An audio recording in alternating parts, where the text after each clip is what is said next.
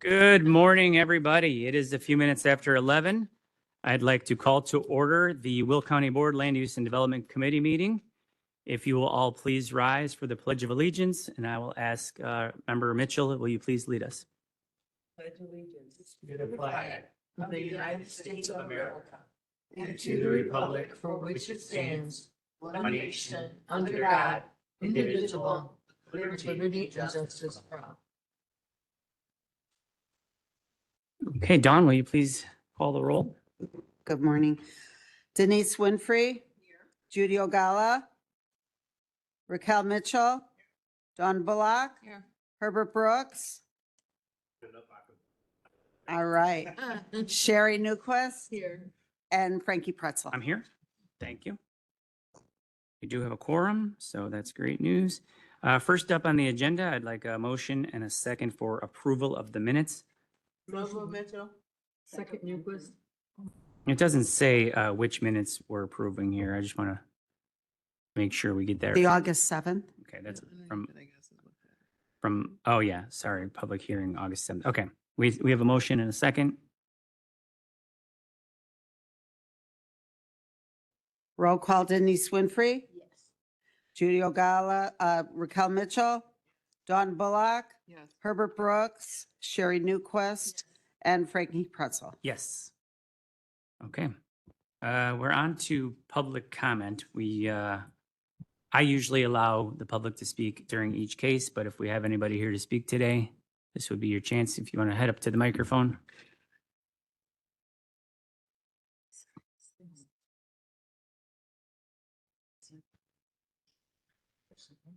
Thank you for being here this morning. Please turn your microphone on when you get there. It's the button on the right. When it turns red, you're live, and then please introduce yourself. I'm Bill Zaleski with Advantage Consulting Engineers, 80 Main Street, Lamont, Illinois. And I am here to discuss a zoning case that was partially approved back in June. Zoning case is ZC 25-026. It's the property 56 acres across the street from the Amazon warehouse on Manhattan Money Road. We got approval for I-2 zoning, but we were denied truck parking. We had only one objection from the township, and we had one neighbor that was concerned to make sure that we had a significant landscaping between this property and theirs. Their residence was immediately to the west of our site, and we explained that we would do everything to comply with the landscaping rules and buffer, and if you had any questions or concern, to call me. And we did not hear from them after that, but they do have my name and information. My question was, we got a negative vote on the truck parking, and I wanted to open that back up for discussion to find out why, because we had positive reviews throughout the process with staff up until that vote about the trucking. Now, the business is orientated toward trucking, and they do have business that would come in, and if they owned 10 trucks, most of the time the trucks are on the road, because if they're sitting in the lot, they're not making money, or if they're for maintenance, they're in the lot. And they do have extra trucks just to make sure that they can meet the demands of their clients. We're looking to make sure that if I have a tenant that comes in, or the client has a tenant that comes in, and he has a fleet of 10 or 12 trucks, that he can park those trucks in the parking lot. And we want to make sure that we're going to be able to lease space, and the space includes parking stalls for their trucks. And we got the negative vote, and I'm just here to find out why, and is there something else that we can do to bring this back to vote and maybe get a positive? Can you give us just a little more information on the case? It's not on today's agenda, right? That is correct. So when did it come to this committee, or did it go to Planning and Zoning Committee, which It came to this committee, Kelly? when Did we, okay, yeah, we went through this was that, committee. last month, or when was that? Well, we got the negative vote in June, so In we June. were here possibly even a year, because it takes a little bit of a process to go through it. So we haven't been in front of you for quite a while as we went through the whole process. Okay. So I would like to see if we can bring it back into the board. with a positive. I understand the request. It's not something we can do as a Understand. committee here today, but I will ask staff, what is the process for the applicant to, would it be an appeal or to try again or?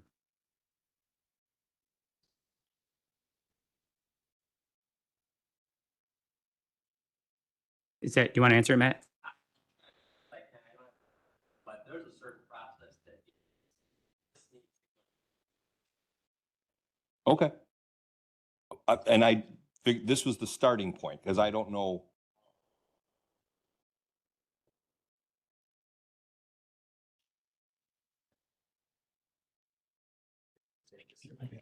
So if you still need.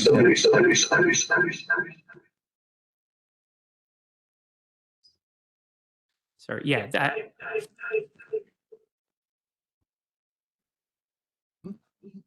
I think, Oh, sorry, that's.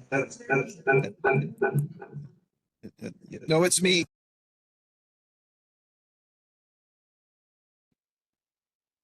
Besides lots of layers.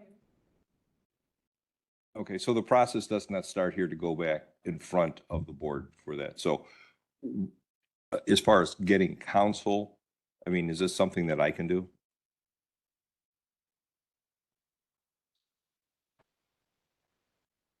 Okay. Well, and that was one of the initial comments, that since we had a negative vote, I can't come back for 1 year for another vote. But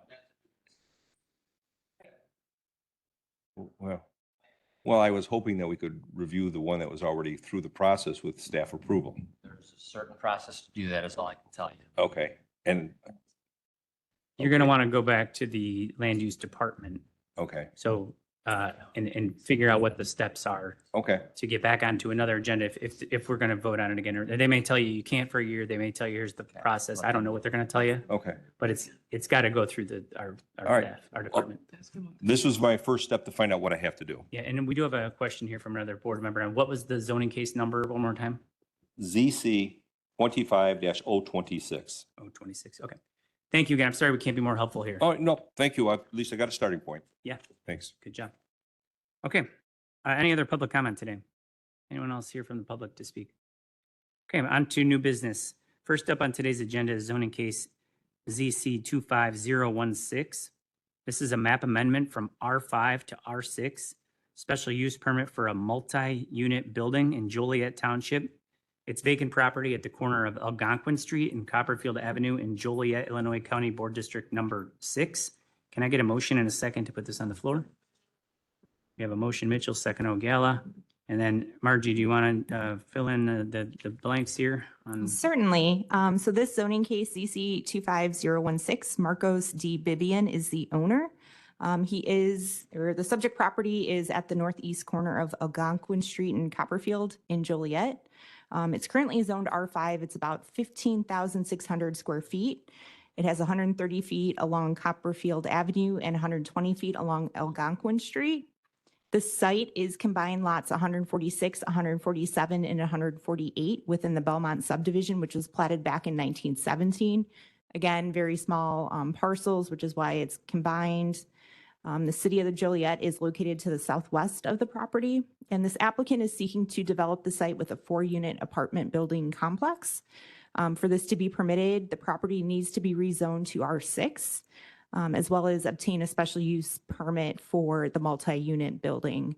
And that's the request before you today. The R6 district stresses the importance of access to city services such as water and sewer. And the applicant has stated that they have contacted the city of Joliet to get those provisions should the development proceed forward. Regarding the map amendment, some of the criteria that staff and this board would be utilizing or looking towards include looking at the existing uses and zoning districts within the 1.5 mile area of the property, which this area is predominantly residential. However, there are no distinct R6 districts within the unincorporated area. Joliet has a few multifamily districts in this area, and the use is seen as being compatible with the existing uses. The trend has been towards residential and supporting commercial and public civic developments. As mentioned, multifamily uses are found within Joliet's boundaries, and it's likely due to needing the city services such as water and sewer for more than a single-family residence. The property has remained vacant since 1917. Regarding the criteria for a special use permit, multifamily, even if it's just 4 units, is best served with city services. Proof of connection to such services would be required at time of permitting. And as mentioned, the city of Joliet allegedly is offering those connection services without annexation. Verification would be required for this development to be permitted through the county. The 4-unit building would be single story, and it would be giving the same appearance as a ranch-like house, and more fitting into the existing single-family area than a 2 or 4 flat. The building permit would be required to ensure that all adopted codes and ordinances are met. So that includes sign-offs from the fire district, health department, or city of Joliet regarding water and sewer. And then the road district would also be required for this permit to be issued. The conceptual site plan shows 8 parking spaces in the lot associated with the development, and residential uses typically, or multifamily units, require 1 space per unit. So that would be in conformance with the requirements. This case was heard back at the June 3rd Planning and Zoning Commission meeting. Objectors were present who spoke about concerns for increased crime and changing the neighborhood's aesthetics, as this development is geared towards rental units rather than what is existing with the single-family residences in the area. Planning and Zoning voted to deny the map amendment and voted to approve the special use. Staff wanted to point out that the map amendment is required for the special use to be considered, as multifamily is not a permitted or allowed special use permit offered in the R5 district. And I'm happy to answer any questions. Can you remind us just the differences between R5 and R6? Is it just the hookup to city sewer and water, or is there something else? Pretty much the R6 is the multifamily, you'll get the more dense developments in the R6 as opposed to R5. But on R5, they could put 4 freestanding homes, ranch homes in there? Correct, with, provided it's not the same lot. So if you had 4 lots in a subdivision that are small, you can fit a house per lot. They would have to subdivide or whatever. Yeah, Correct. okay. All right, so it's really just that it's a multi-unit. Correct. Okay, do we have any questions from this committee? Go ahead. Member Newquist. Why did you guys recommend denying the R6?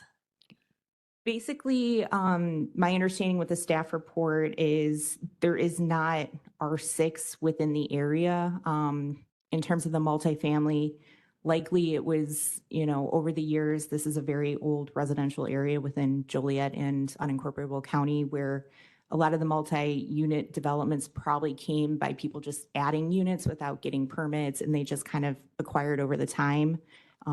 It doesn't necessarily mean it was in compliance with all the plans that were adopted by City of Joliet or the county. But there are other multiple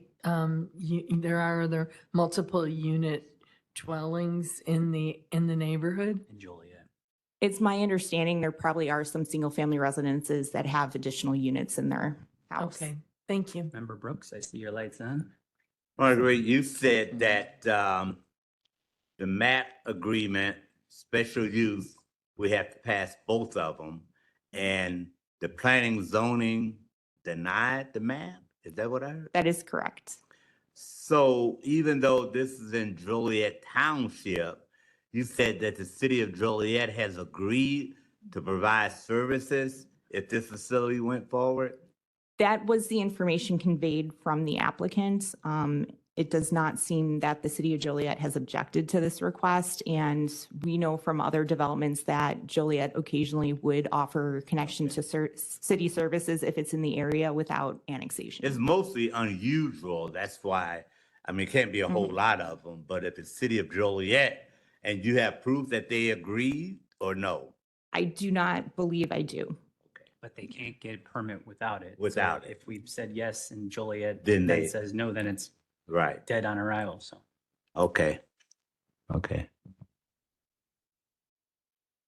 Member Mitchell? All right, I looked at the report and it said that the Township of Joliet said nothing. They had no comment. Is that correct? So The nobody, city of Joliet is my understanding. I thought I saw Joliet Township. Yeah. Okay, so, yeah, Joliet Township Road District said nothing. Will County Health Department said nothing or no comments. Joliet Township, no comments. So seems like nobody's yelling about this. This proper, it's vacant. I just, you all represent this area. I don't want to step on your toes, but I'm thinking, why not have some affordable housing for folks who live in that community? It looks like it's in keeping. It's not like it's going to be this tall building in the middle of a bunch of residentials, residential homes or, so I'm in favor of it unless, the representatives from the area say otherwise. Yeah, I agree. I'm curious what And member. as Marie said earlier, it's a series of smaller lots that were made into one lot, and it's still a small lot for four ranch style units. It is still very small for that. It is a block over from the school, which is fine. That's great. But if there are going to be children or if it's actually families in there, the space is not big enough. And I'm familiar with the spot. It's a small lot, even still with the combined units, which is probably why they resisted the map amendment. And the houses around there, further east from there, you have the Parkwood subdivision. yeah. There's a bunch of new buildings and houses further east. But in that section right there, there are not multi-units, which is not a problem. There's nothing wrong with that. But a 2-unit would work fine there. Do we have any say on, the plans themselves and how many units they can put in? Or is this, once we approve it, they can put whatever fits in the space? I mean, if you approve R6 and allow multifamily, it will be, what is permitted in the R6 district in terms of setbacks. And the units, they can put an 8-unit, but they could potentially stay R5 and do like a townhouse where it's 2 units, or potentially 3 and just have that common wall. It's just a matter of going through that process. Is the applicant here today? Yep, I invite you down to the microphone. I guess you can answer a lot of these questions.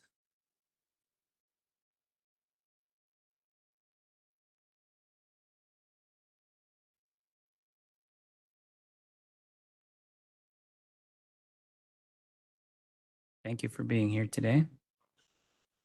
Please hit the button on your right of that little black box. Good job. And now introduce yourself. Oh, my name is Marcos Bibian. I am the owner of this lot that's in question. Okay. I was going to answer some questions, but I forgot. But just last time I was here, there was people opposing to it because of the crime, and they didn't want similar buildings going in around there, right? I didn't know from the last time I was here, I didn't know the lot was vacant for that long. I lived in the area since I was 11 years old. I don't live in the area anymore. I live probably a mile east of there towards the hospital, subdivision called New Fairfield. But I've been seeing that lot empty for years, and I eventually had the money to buy it. I bought it. My initial was to put a 6-unit, but I thought it was too big because of the concern of Denise. This lot being too small, no spots, right? I see that concern, and I never thought about it that way. Their argument was crime. Crime is there all the time. Some dude just got shot there yesterday, 2 days ago, on the block over off of Elgin, which I was present. We heard the gunshot. It was wild. But my whole thing was just to do affordable housing because I grew up in the area. Yeah. Right. I come from a low-income family, so I know what it's like. So, and the school going up and everything. So my question was they were like, oh, we can't rezone or anything like that. So the question that I had was, there's a bunch of warehouses right off of Briggs, and they've been there forever. There's businesses down the street, they've been there forever. So the rezoning, I don't see it a problem. Just putting residential stuff there, right? So the other thing was there is multiple units around there. Before I came here in June, I did my recons, I drove around. There is a bunch of buildings with 4 units or more, or 4 units, 3 units, I wouldn't say more. So there is buildings not even blocks away from there. So whatever I was trying to do is nothing out of the ordinary. It's not a big base tower like across the street from here, Yeah. It's just, then that's why I kind of designed it to be like low, a ranch style. So if we can't rezone And if R6 can go through and R5 permits me to do 2 buildings, I'm okay with it. 2 apartments, I'm okay with it. But it's whatever you guys want to do at this point. So, Yeah. Any questions for the applicant? He's here. Yeah, if I may, Mr. Vivian, the reason why I raised the question with Marguerite about services, fire protection and the Will County Sheriff and Joliet Police. Normally, that's Will County Sheriff territory. Correct. That's township, unincorporated.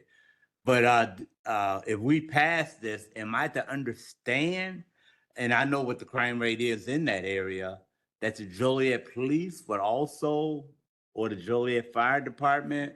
so, No? so I'm sorry to interrupt, Go Mr. ahead. Brooks, but as far as as long as I've been living in that area back in the day, so police is Will County. Correct. The other thing is though, they're spotted.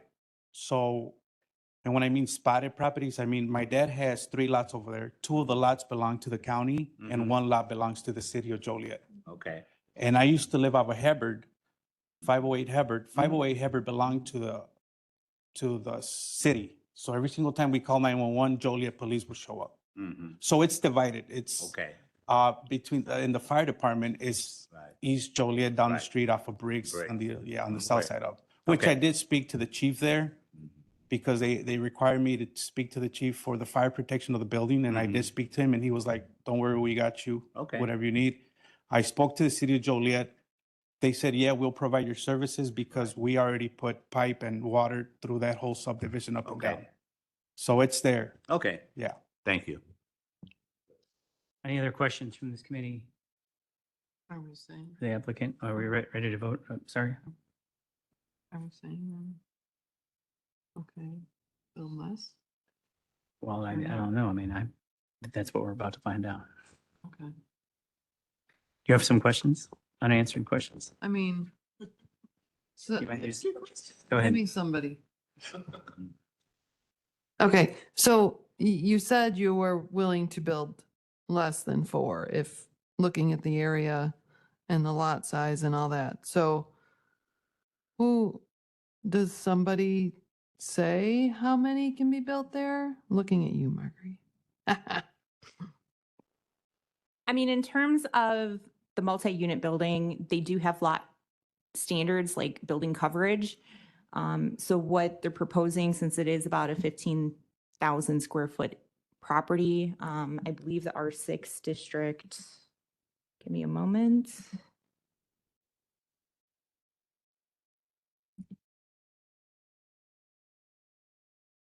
Is allowed to have 45% building coverage. So it could be half the property. The key with this is if they don't get city services and they're going to try to do this with well and septic, that's going to be a significant piece of their property that they're going to have to use for that. But if they get city services, they can actually use the lot more towards what they're proposing. Typically with the R6 district, they have to meet in terms of a rear yard setback, 25 feet from a property line since it's a corner lot. They don't really have a rear yard setback. So their side is between 5 and 10 feet. So if they are less than 30 feet in height, they can have a 5-foot side yard setback. So that would be the northern property line and the eastern property line. And the street yard setback would have to be a minimum of, I think, 30 feet. So my thought process in asking that question is that I appreciate the affordable housing 100%. I would rather see you make smaller, larger so that it can be a family. I think the concern with you making many is that it's going to hold singles or couples when there's this family neighborhood situation. I think that's what part of the issue was with the complaints, the people that came to speak. So, I mean, if you're putting something there that's going to house families, I think that's Well, good. I mean, the original plan was to do 4 2-bedrooms. So it was going to be are you big able to enough. fit 4 2-bedrooms? Oh, yeah, we did. I had United Architects draw something for me. So we already had all that. They put the parking spaces required, they put the lighting required, they put everything that we needed to get together Okay. to All present it. within those setbacks and everything? Yes. Well, those setbacks are only 5 feet. So does the plan you currently have in your head go right to those Yeah. setbacks of 5 feet? So you'd be 5 feet from each lot line? Yep. Which was, she mentioned the east and the north Yeah. of the property because of the, I did understand. I thought it was 20 feet, but she mentioned 30 from the street. Yeah. And yeah. So I was just talking to another, member Winfrey over here who knows the area well, and I'm Mhm. sorry, I was talking to some other people were talking with that she was filling me in. The I guess concern here is you're going to take up all the space. And then the parking, you've got designated 2 spots for each unit. If, oh, is that right? It's just one? And then that street doesn't allow for any street parking. I'm sorry. So I guess the concern is if you had a birthday party or just somebody come to visit a family member, where do they park? Which, that's a good question. I think we had 8 parking spots with a couple handicaps already designed with for it. So 2 per unit. Correct. Not only that, but parking. So I wasn't here for that hearing, but there's a building across the street that got approved to throw parties, I guess. And over the summer, they threw a couple parties there, and they were using the whole street as a parking space. Not only that, but they went into my property and they parked like 20 cars in there too. So I had to go there and be like, hey, man, you guys, I'm already in trouble with the county. Yeah, right. I don't want you guys parking here because I don't want them to know that they think that I gave you permission, which I never did. So parking, they find a way to park that way, but I'm not saying that's going to be a solution because it's not. I do hear the concern of the whole parking spot in case somebody has a party as well, where they're going to park. But yeah, originally there was 8 spots designed. I don't know how many handicap, I don't know on top of my head, but I know we designed 2 per apartment. Do you have to have handicap spots in a residential like that? I think for multi-building or multi-unit, you do. The site plans, which are provided in the staff report, I think it's page 19 of the staff report, shows 1 handicap parking space, and then that's part of the 8 that they were showing for the units. All right. I have I'm one more. conflicted on this one. Go ahead, member Mitchell. Oh, go ahead. Oh. No. Oh, I was just gonna say, I thought I heard you say earlier 1 per unit. 1 space per unit. I'm sorry if I mentioned it. We're showing 8. We see Yeah. 8 in the plan. We see 8 in the plan. Yeah. I can clarify. The requirements is 1 space per unit. Okay, that's where I heard it. Okay, thank you. Yeah. But I wanted to make a couple of statements. One is if there's a party, they do like the people in my neighborhood do with like 3-car garage and lots of space on their side. They park all up and down the street for the party for that time. So I don't want to get in the weeds on that. It seems like your architect did a good plan for 2 bedrooms per. I just wanted to make the comment as a single person, single people need housing, affordable housing too. I mean, it's nice. I love the families. No hate. But I don't think this is the worst thing that could be done with this property, you guys. I really don't. And, he has to figure out whether or not how many units would make sense. I know his architect, is trying to get a more bang for the buck and have how many 4 units? Well, initially I was the one that told them 4 units, but like I said, I already had in my head since last thing, if it doesn't go for 4, You'll take 3? I'll take 2 or 3 at this point. I just right. want to do something with the lot. The lot's been vacant for so long. Okay. And before I got it, it was the landfill. They used to throw tires there, garbage. So we don't have the argument of like increased crime because it's already there as evidence. But that's a little scary. So we don't have a crime. We're not bringing in more crime. We're bringing in affordable housing. And by the way, people that came before us, they had whole families. Like, I'm not saying that we're doing this now, but they had 6 people living in a space like this. I'm just saying, like our greats and our greats, this is not a bad situation. I'm just saying. So, I mean, like, unless I hear some serious objection from my representatives from that area, I'm still with it. I'm still there. All right. Member Winfrey, did you have a comment? No, but I heard the one, so it is, and.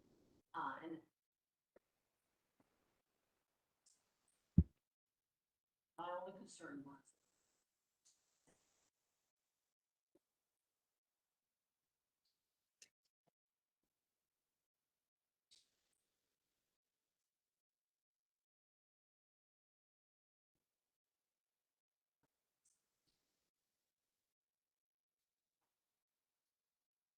On the back, on the east side then, which would be like going towards the Parkwood Way, there'd only be the 5 feet clearance. So there's no backyard at all. So Yes. everything happens on the front side. So you've got the parking spaces. That's also their yard space, basically. Because Yes. if they're cooking out, I'm not worried about visitors. I'm making sure that the people who live there can park in there and not have to take up the street. No, and yeah, and that's a very, very well concerned because I never, like me being naive, I never thought about that. But yeah, so that's what I'm saying. If it doesn't, I understand the whole rezoning and everything, and that's the issue they had early, the last time I was here was that they didn't want to rezone because they didn't want spotted zoning, they called it. So if they're not willing to do that, then yeah, I'm willing to work with them and work with the county to do at least 2 units or 3 if possible. But at this point, it's on your guys' hands, not mine, because I got to go with what the county says. Member Ogala. Thank you. So if I look at the plans that are presented to us, it looks in the back like it's 25, a little over 25 and a half feet in the back, approximately 22 at one end between the building and the property line. At parking, it goes down to 19 feet. In the front, once you get through the parking, it's 10 feet. When there's this proposed storage area there, that's where I see 5 feet only setback. And then when you get back up to the house, it's a 12-foot setback from it. So I don't know that the restrictions are there for that. I think that all I hear all the time is we need more affordable housing. If you're a single or a young mom with a kid or two, I would think that the rent here would be very affordable since it's a small home, but it has a kitchen, a living room, bathroom, of course, 2 bedrooms. So, and they're not like tiny little box rooms. So I kind of like the idea. Affordable housing is always what I hear. Bye. All right. I think we're ready to vote. It's for map amendment from R5 to R6. You can go back to your seat. Thank you for being here. You ready? We're ready. Okay, Frankie Pretzel, Yes. Sherry Newquist, Herbert Brooks, Yeah. Dawn Bullock, Yes. Raquel Mitchell, Judy Ogala, and Denise Winfrey. Okay. Motion carries. Do we vote again on the special use permit now? Yes. Can I get a motion and a second for the special? Okay, we have a motion, second. We have previous. Newquist, Second. second Brooks. All in favor? Any opposed? Okay, congratulations. Congratulations. Good luck to you. Go get building. On to other business. SCXT 25018, Bankston Land Management, looking for a second extension for a special use permit for rural events with 7 conditions. Green Garden Township at 11332 West Raleigh Road, Moni, Illinois, County Board District Number 3. Can I get a motion and a second? Second, Mitchell. We have a motion, we have a second. Do we have any questions on this one or just- want what's some the more reason? information from staff? Okay, go ahead. What's Looks the like reason? Brian or Margie, if you want to fill us in on this one. All right. I guess it's still morning, so good morning, Mr. Chairman and members of the committee. Bankston Land Management had applied for this special use almost 3 years ago now, and when it finally made it to county board, it was approved in March 2023. There were really no objectors to the request. There was quite a bit of support for it. It also included a special use permit for ancillary liquor. The liquor special use has already been implemented because they've been hosting some events that are permitted on site already without having to make modifications to the building. So Bankston Land Management has been in the permit review process with us since the initial approval, and they recently submitted updated plans, I want to say about within the past 2 weeks. They're still deficient. They haven't been approved yet. But we're hopeful that within this second special use extension period, if approved, that they will comply with the code, and there'll be some site development permit work that will be issued through our office, and also some building code improvements made to the existing structures. Okay. I personally love these types of venues, and it sounds like all you're looking for is to give them more time to comply with what they have to go through on Correct. your end. And if they don't, then you're going to deny it on your end. And I don't So- see what we have to lose here. And But they still have additional extension periods that are left if they don't finish within this 6 months and the board wants to grant additional periods. But well, hopefully it'll wrap up soon. any questions from this committee on that? Okay, then I think we're prepared to vote. Done. We have a motion and a second. Frankie Pretzel, Yes. Sherry Newquist, Yes. Herbert Brooks, Yeah. Dawn Bullock, Yes. Raquel Mitchell. She's one. Okay, Judy Ogala and Denise Winfrey. Okay, motion carries. Next on the agenda is just continuing the conversation on temporary use permit process. Brian, back to you. All right, thank you. At the September 4th meeting, the committee members expressed concerns regarding the number of times a temporary use permit may be renewed and the allowable duration of a temporary use during a calendar year. So we are looking at a way to solve that issue of the temporary uses that are not explicitly authorized by the code and require planning and zoning commission approval. So after listening to the comments that were made at that meeting, I prepared a new section to the temporary use section of the Will County zoning ordinance, and it would be number O or letter O. And this text would be added, so it would be brand new. And I think it helps accomplish what we are trying to do. And it states that uses that are not authorized by the temporary use provisions of this section, the maximum length of the permit is 179 calendar or consecutive days per 2 consecutive calendar years. Uses that are not authorized to be approved by the zoning administrator and are associated with an event of public interest are limited to a maximum of 3 consecutive days and no more than 21 days per calendar year per zoning lot. So the main issue that we heard was that temporary use permits go on and on and on, and people just keep renewing them. And that's the big problem. And really, there's only been one main example of where that's occurred. And I think this would help prevent that from happening. Because if approved and you like this language and we went to public hearing with it, the person that would request such a use would be limited to 179 days, which is how we define many temporary uses.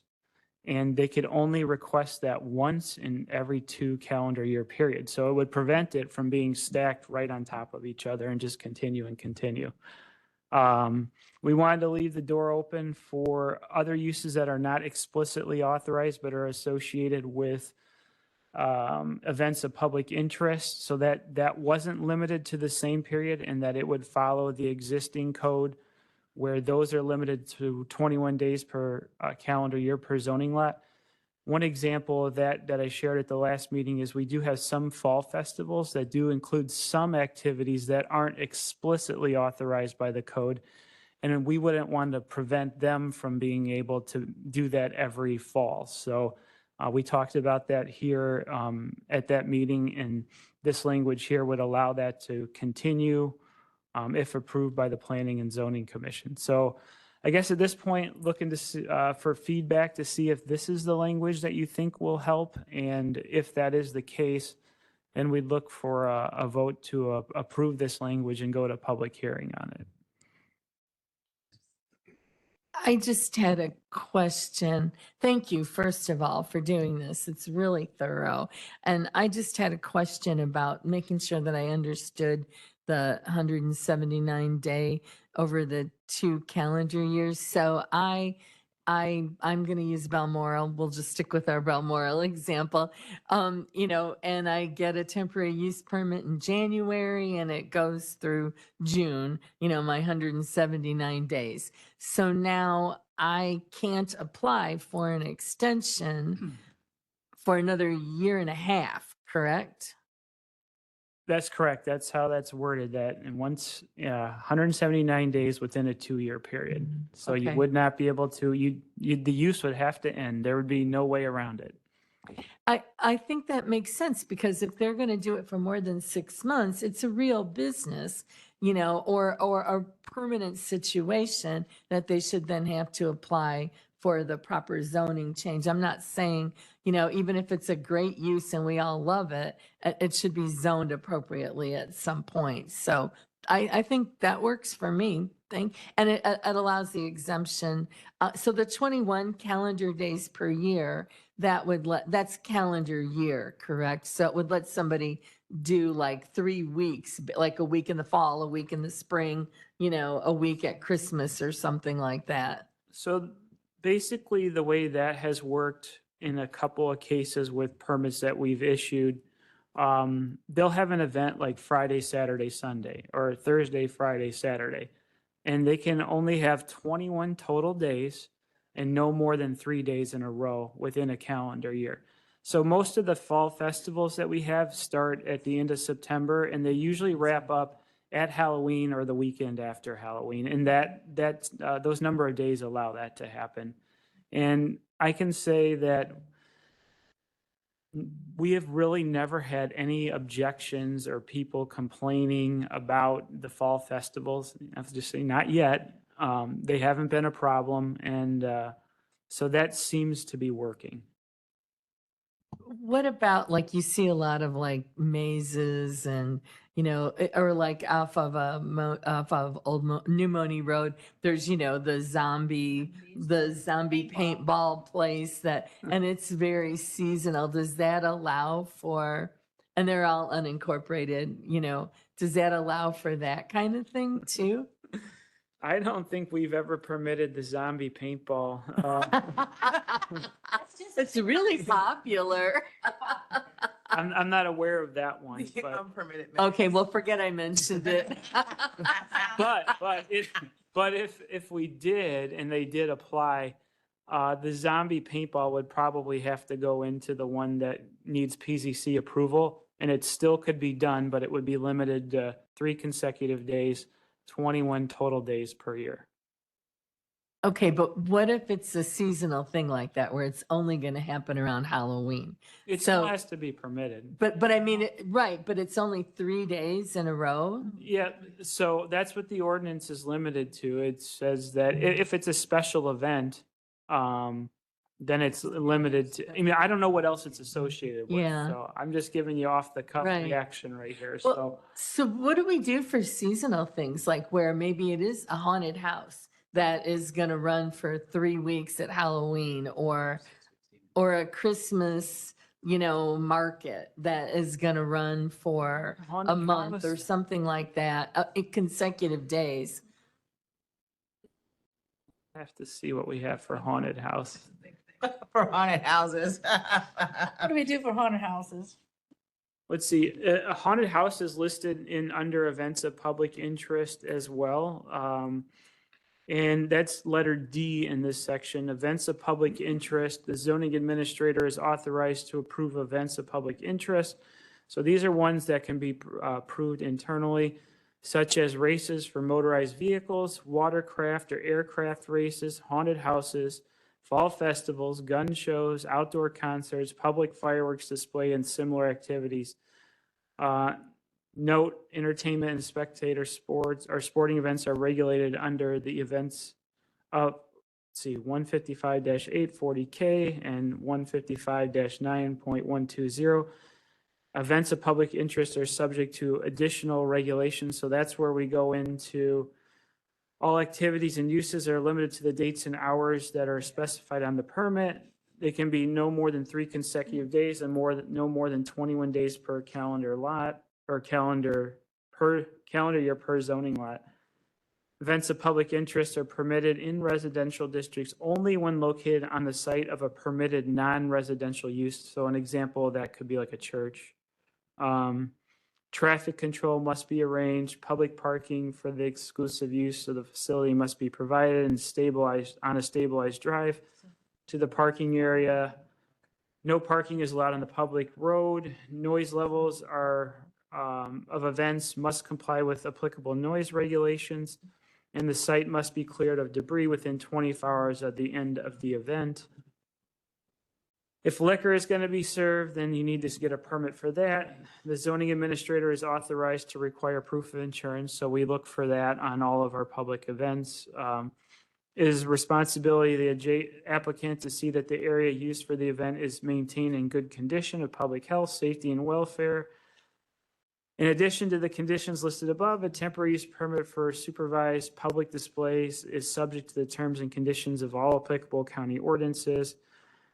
Private non-commercial events on the host property such as agricultural-related training, homeowners association picnics at the subdivision park, corporate picnics on a corporate campus, graduation celebrations and weddings at a private residence or clubhouse are not considered events of public interest. So that's all the items that are under events of public interest. So a corn maze that went on for 7 days straight would not comply with these regulations.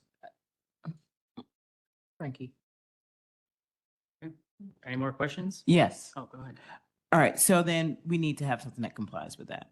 So we need to put something in place for that. I think I mean, I'm not a corn maze gal, but for those who enjoy the corn maze and the haunted houses, I want to make sure that we're able to permit it and that they operate within boundaries that we've set. So maybe we need to reconsider that. I think, and if I did like a little fall festival, I was, recently out of town and they had a whole carnival thing. It was very elaborate that they set up and it was there for a week. So I'm not saying that, we do that or whatever, but just in case they want the community wanted to have a little week-long carnival for whatever the reason is, there should be something that allows that. So maybe we should extend the amount of time instead of 3 days, make it another, I don't want to just pull one out of my, but maybe we should extend the amount of time that we can allow the permit. Is there a way to leave it open-ended and let us decide based on the applicant's request? And why do we have to have parameters on everything? I'm only, I don't recall why the 3 days straight was picked, but I can envision a situation where maybe people were looking at that would be like Friday, Saturday, Sunday, and somebody wouldn't have to live with that Monday, Tuesday, Wednesday, Thursday, or something like that. It's only going through my mind. I don't know that that's the reason of why they arrived at that. This is going back 14, 15 years now. So if you want us to, we can investigate to see what the history was there and how we arrived at that, and maybe what other communities do for duration of events like that. So I like that you put a maximum on the 179 days over 2 years. Like, I like that we cap it. Yes. But short of that, I mean, we could make exceptions. We could sit here for 2 weeks and talk about these, like, what if somebody wants zombie paintball? What if somebody wants a corn maze? What if, like, rather than doing that, why don't we just give this committee the ability to hear the request and either approve it or deny it based on if it makes sense or not for our county? But I would love to hear what other counties are doing for these. But I just think we could give you so much work to do. Like, if we all really thought about what could possibly come to us over the next 10 years, it's going to drive you crazy. So I don't know. Let's just give this committee the ability to determine if it makes sense or not based on what they're asking for. All right. So, Board Member Pretzel, when you say that, are you saying you want the request to come before this committee, or you're just saying you want this committee to help determine the rules of how that would be approved? Well, the request would have to come to the committee if we're going to. What I don't want to do is say, all right, we're only going to allow permits for 3 days, and then somebody comes with a really good idea for 4, and we have to deny it. That doesn't make sense, right? We want things like this in our county. The biggest complaint we get is we live in a boring town and there's nothing to do for the kids. Like, let's give them stuff to do. Let's encourage people to come to our county with corn mazes and zombie paintball. It's like, I think people will come and spend money here and support our businesses and maybe decide they want to move here, right? Like, we need to make it easier, not harder. All right, so I think I hear that the committee would like us to come back with some different language that would address that. Well, Yes. can we just amend it to say something along the lines of no longer than 5 days unless granted special permission by land use? Because then you'd have to come before us. If you want it to be longer than 5 days, you have to come before us. But if it's 5 days or less, you have the ability to just go, yep, deal, do it. Sure, I mean, you certainly could make that change right now, but I'd feel more comfortable about making sure that if we change something there, that's not going to impact something somewhere else that, we didn't carefully look at to make sure if we change this, then we got to change that too. So we need to make sure that it's good before we go to public hearing.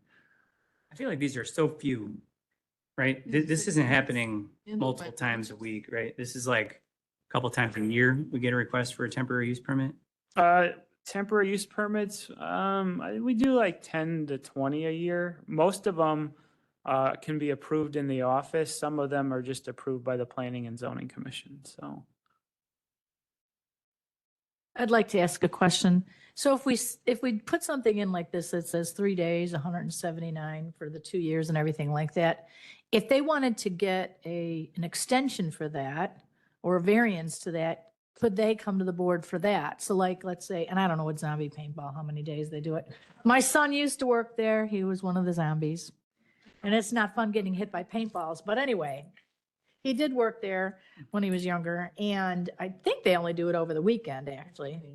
Friday, Saturday, Sunday. But maybe we want to do zombie for adults on Wednesdays. I don't know. But Ladies' night on Tuesdays. ladies' night on Tuesdays. Right. See, he's coming up with great ideas. Ladies' night with wine on Tuesdays. There we go. But if we put something in, is there something we could then have them come to us that you guys just can't grant on your own without our involvement? Could they come to us for a bigger type of an event besides that? Or is that not possible with this? I mean, I think whatever you decide to change the language to is possible. I mean, right now, none of these temporary use events come to this committee. They all go to either internal approval because you've determined that if it falls within this box, we can approve it, or it goes to PZC if it's not listed. So they all end at PZC. They're the determining body of whether or not it's going to be issued or not. So having them come to land use is an additional step. Not saying that there's anything wrong with that, but Planning and Zoning Commission often meets twice a month, so they can get approved quicker instead of coming to this committee, which only meets once a month. So you have to consider that as well in your decision, But if we do the temporary use the way it is, going to you guys just doing it because we allow it, or they have to go to PZC, I'm fine with that. I'm saying if it goes beyond the scope of what we've put here, so that we don't have the crazy Balmoral event that Sherry and I had to deal with for way too long. If we have it that, if they're looking for something beyond that, is there something that, some way we could write it, then they come to us, so the board members that represent the district can say, yeah, I think it's fine that we do this event for the next however many days, not just 3. And maybe Herb and Denise, their district, they say, no, we absolutely never want anything like that to exceed 3 days. Can we do that? Well, I would think that you could create an additional letter in this section that would say any event or any temporary use that exceeds whatever's mentioned in this section would require Land Use and Development Committee approval. Yes. And you can, I don't know what the That's words look perfect. like Right. at this moment, but you could say something like that. I like that. I think Brian just hit it. What I was going to suggest is any variation on the above would require approval. Perfect. Do it. That's what we would like. I That's what think. we'd like. Because it could be longer events with the Taco Tuesdays or whatever, late Yeah. night, Wednesday, and wine. I like those. Beer for the guys on Thursday All right, before the so- kids come. Yeah.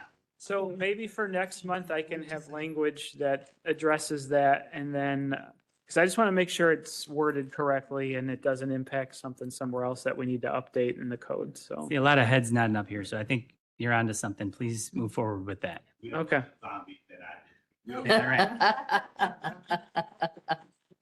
There's enough of them already. Member Newquist.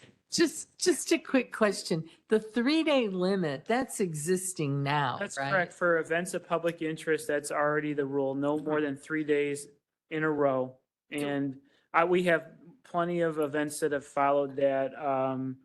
The Vintage Fair was one that did it, which I don't think they're operating anymore. We have, we've had at least a couple of the fall festivals that have followed that, and nobody has complained about that time period, but That was my question. Nobody's been complaining about this or anything, right? now nobody has said that, I wish it was 4 days, but it's something we can consider, so. Okay, know they have the option. They know they have the option. okay. Yeah, thank you. Thank you, Brian, for all your work on that. All right, on to the next item on the agenda. SUB 25MIN003, Wander C subdivision in Manhattan Township at South Kankakee Street, Manhattan, Illinois County Board District Number 2. Can I get a motion and a second on this one? Second. Okay, we have a motion and a second. And Brian, back to you. All right, thank you. This is a minor plat called Wandersea subdivision.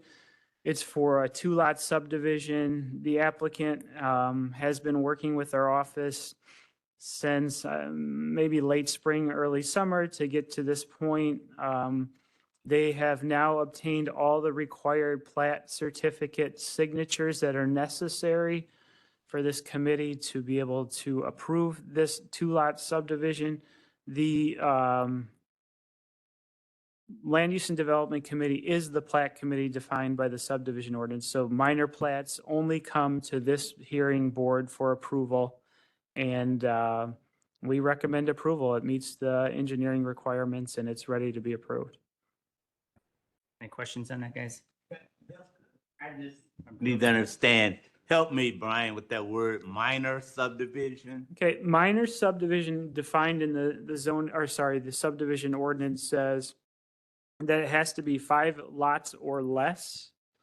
And with that, based on the design of the minor subdivision, that there's not going to be any impacts to the drainage in the area. So our engineering staff has looked at that and determined that there'll be no impacts to the drainage ways associated with this development.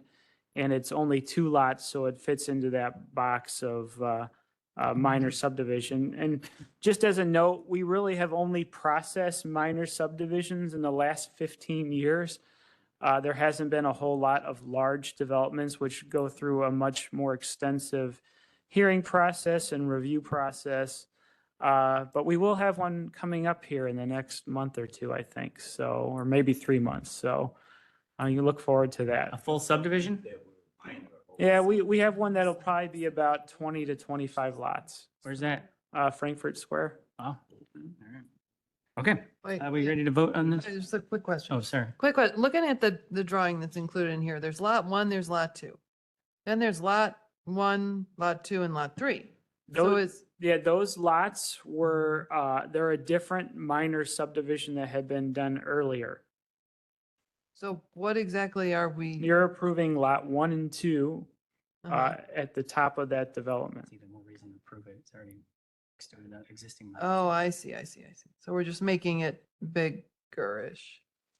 Yeah, they had already obtained the zoning to have the land develop, the right zoning district.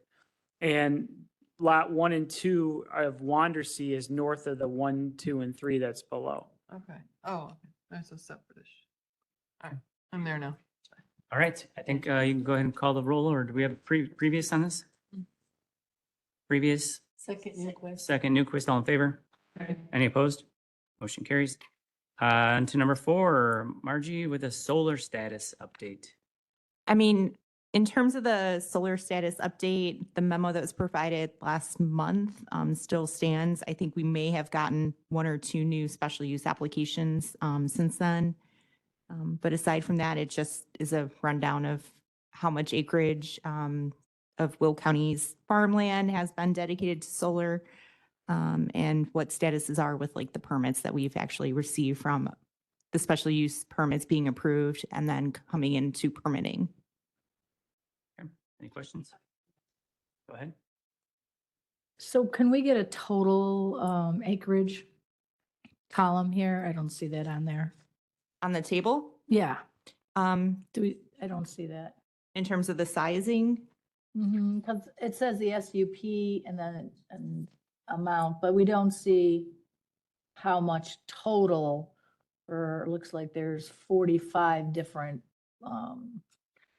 parcels. we can do that. If we can do that, because it would be good to know, knowing that we have two huge proposals that will be coming forward to us. And we do know whether they lease or they purchase, that is there. And then, let me look at the top. If we could get the headings on the spreadsheet to print on every page, because it's only on the top page, if we can fix that in there.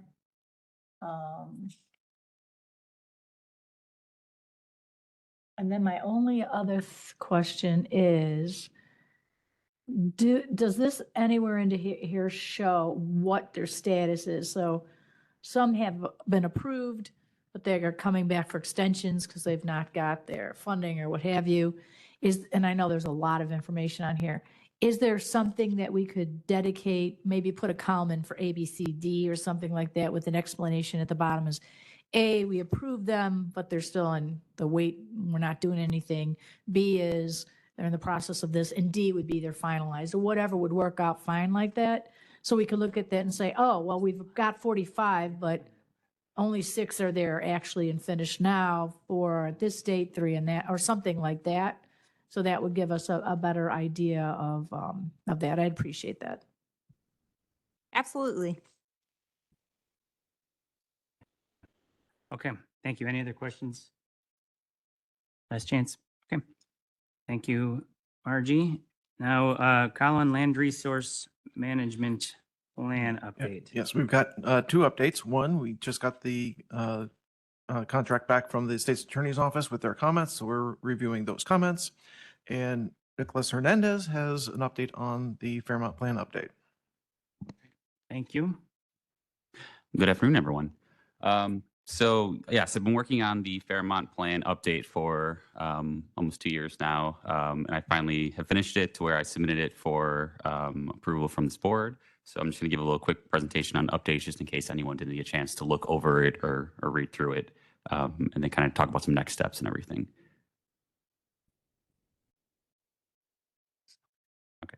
Okay, so just a quick introduction. The original plan was written in 2012 with an implementation status in 2014. So it's been over a decade for the update. So, and then progress has been made in Fairmont. So we needed to highlight that and then update accordingly. So the past, what have we accomplished? We're highlighting the planning process with various projects, some foundational elements, and then we updated some aspects of the plan. For the present, what we're attempting to do is we're assessing current conditions, reprioritizing the goals of the original plan, and then incorporating some community feedback through various community meetings and community outreach. And then for the future, what are we doing next? Continue that outreach and interactions between community members and key stakeholders, and then continue to update strategies and projects that we're working on, and then continue the collaborative implementation between all those various stakeholders. So there were 3 main objectives. 3 main objectives in the first, the original plan that kind of were like our guiding principles, and those were bringing new growth, improved infrastructure, and a stronger sense of identity. So then we kind of took and catered everything towards those three objectives. And the original main goals were the 7 here, but we did a survey to where we wanted to reprioritize these goals to see what were the most important, and then the ones with the numbers next to them, which are number 1, most important was the redevelopment of all vacant residential parcels, followed by addressing the quality and quantity of the housing stock. And then the 3rd most important was providing and preserving quality parks, open spaces, and environmental features. And then from the outreach, we also came up with 4 new goals, which were beautifying Fairmont through cleanups, added aesthetics, and code enforcement, improving community engagement through increased numbers of community events and community activities, improved information dispersal methods by including the creation of a community newsletter and or social media account, and then also the modernization of utilities and utility equipment throughout Fairmont. Okay, and then just kind of a quick recap of everything, just in case. I know it's kind of a long document, so in case anyone didn't get to read it, kind of like the highlights. I highlighted the changes in demographics, just the community, the numerous community outreach events that took place, the results of the survey, and then some findings that I had, list of things that were already accomplished from the original plan, some key findings that were discussed, recommendations that we thought should be given. As mentioned, the 4 new goals. And at the end, we talked about an action plan, just kind of like some things that we could do moving forward. And then, so just a kind of a quick timeline of the events. The addendum essentially began January of 2024, in which we kind of just did some research, some pre-research. And then I met with kind of some key stakeholders, elected officials on May 28th. And then we also did 3 main community outreach events, which were June 22nd, August 17th, and October 29th. With a community input survey that was given out, and then those results were shared during our October 29th event. And then we also were contacted by some community members to have an additional community meeting, which we called a listening session, and that was on April 5th, and then the final addendum was submitted for October 2025. And then why is this important? It's important to focus on the changes in the area. A lot has happened, obviously, since the original plan was released. It's important to cater the resources to the shifting demographics. And the priorities may have changed over the past decade, which they did. So we added new things to that. And then progress should always be evaluated and improved upon. And then kind of the next steps. So I would like the committee to review the update to give feedback. And then kind of raise awareness for the update overall. And then eventually, with approval of that, 30-day public comment period will take place.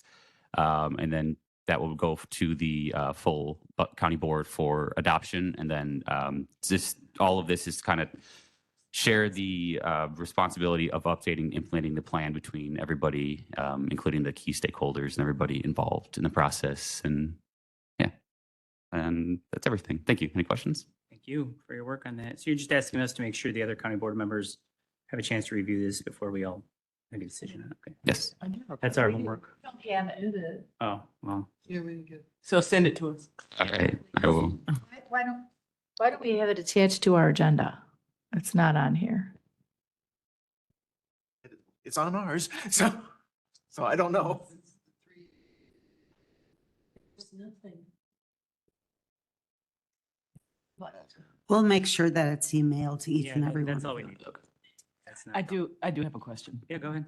So I'm sorry. I don't care if I sound ignorant. I want to be not ignorant. So help me out.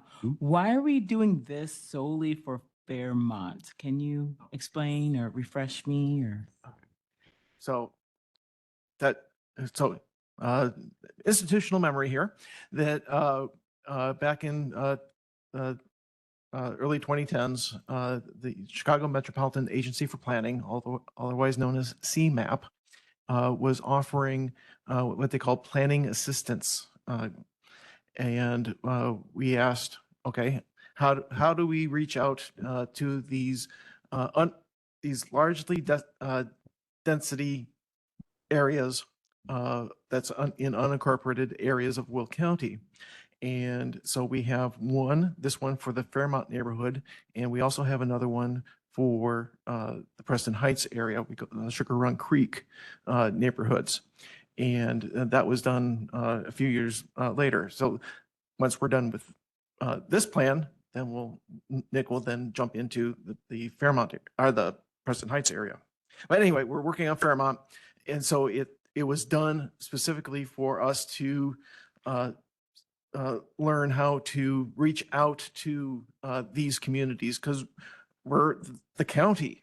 And so we reach out to the county. We didn't have the guidelines and hands-on knowledge how to reach out to these smaller communities. And so that's what the planning guidance that CMAP was providing to us. And now we've learned from that, and Nick has learned from that and has worked wonderfully. We had about 8% return rate on our surveys. You want a goal of 10%. So we got pretty good. Particularly with the small numbers that we're working with, because we're working in the 800s, not the thousands. So, but so still 8% was still an awesome turnout and response rate for the surveys. And then we had, Nick was able to get, over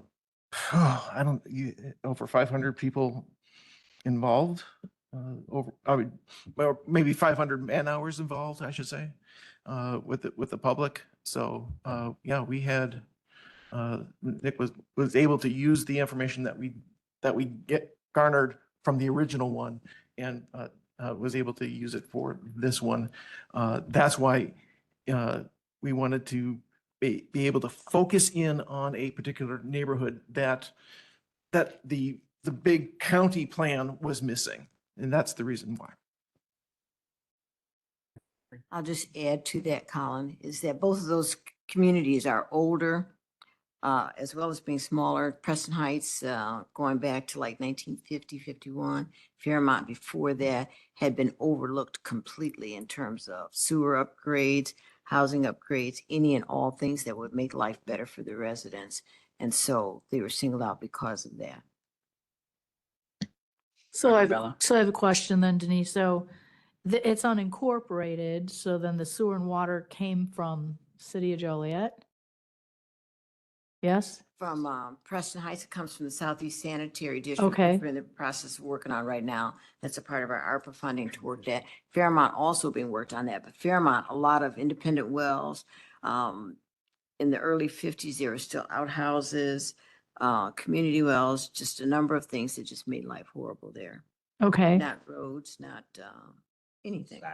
So the long-term goal of this is to help the residents that live out there in these unincorporated communities, I guess we'll say. And then how long does this plan go for? How long do we work on the fair? And you said once Fairmont's done, then you're going to start the Preston Heights, and why aren't we doing them, at the same time? 10-year. 10 year. Yeah, the 10 years like lifespan of a plan is typical. So that's And how far are we in the Fairmont plan? How long? 10 years. Oh, 10 years. Okay, thank you. Years. And there's several phases to it. First piece was we got bus stops there, so that people could stand inside to wait for city buses, or because they're in between Lockport and Joliet. And that's another piece of the issue for Fairmont, is that neither city wanted to take or township wanted to take responsibility for them. We call it no man's land. And so neither one wanted to take responsibility. So there are a number of phases that have been implemented in Fairmont. In Preston Heights, the target date is January 1. I just talked to Mike this morning about the upgrades to the sewer and water systems out there. Director? Good afternoon now. These are what's categorized, what you would call them sub-area plans. It's not uncommon for communities to have sub-area plans to focus on certain parts of their community that the board may determine that need a little bit more analysis and focus and more community engagement. In the real world, the implementation of those plans, they're utilized, for example, in a grant process to demonstrate that the county has a well thought out plan and with intentions of what they're going to do, and it supports for the grant application. That's just an example of how they're used. So. Okay, so I have a question. So how does this differ than, say, Pheasant Lake Estates, which is an unincorporated, it's a mobile home community or whatever, that manufactured home community? How would that differ from this? I mean, as far as, Pheasant Lake Estates is a specific, I would call it, it's a mobile home park. And, the Fairmont is a community, historical community, like Board Member Winfrey had mentioned, a large geographical area, multitude of different issues that need to be addressed, including, affordable housing infrastructure and things of that nature. So it's different in scale and also in focus. Okay, thanks. So. Thank you. And Member Brooks, thanks for your patience. Although this is now District 5, Sherry Williams and David Oxley District, it used to be Denise and I. And when this project originally started, it was in our district.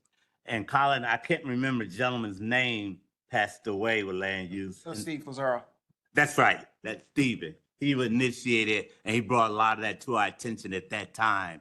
And he was very instrumental, he had a passion for that community. So that's why a lot of times you keep looking at us, Sherry, not that we overlooking you, but it started with us and you ran with the ball. So, but thank you so much for what you all did with that community because it has come a long way in that 10 years. Still a long way to go. Oh, yeah.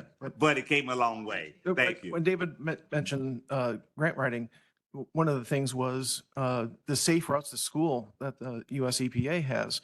And Fairmont does not have any sidewalks. Now it has some sidewalks in order for kids to get to the school on one of the main roads safely because they're now on sidewalk and not walking in the middle of the road to get to school. Good deal. Good stuff. Any other comments? Okay, thank you. Thanks, Nick. On to reports, communications, and correspondence. Do we have any comments from the committee? I have one. All right. No, I just wanted to go back to I hadn't closed. I really never knew. So today I got my answer and I appreciate that. You know, how we just go along and we're afraid to ask. So from day one, I never knew why. I'm like, I'm going to ask. So here is my day. Thank you. All right. Thank you, Member Mitchell. All right. And I have a comment. So in early August, I got pretty sick and I had to unfortunately spend a few weeks in the hospital. But I do want to thank Vice Chair Newquist for stepping in with short notice. Yeah. Covering for me. So I hear she did a great job and I wanted to acknowledge that. Thank you very much for filling in for me while I was gone. And thank you all for understanding that. Yeah, it's good to be back. Although I hear she did. Because Sherry's complaining about I hear she runs a pretty efficient meeting. So maybe. I do hold the record of 55 minutes. I know. I couldn't even beat that today with one agenda item. So anyway, thank you, Member Newquist. I really do appreciate that. Welcome. Any comments from Director DuBois or anybody else here? Any other public comment? No need for executive session today. So with that said, can I get a motion to adjourn? So move, Mitchell. We have a motion. Second. Second, all in favor? Any opposed to adjournment? All right, meeting is adjourned. Thanks, everybody. Next meeting is scheduled for November 6th.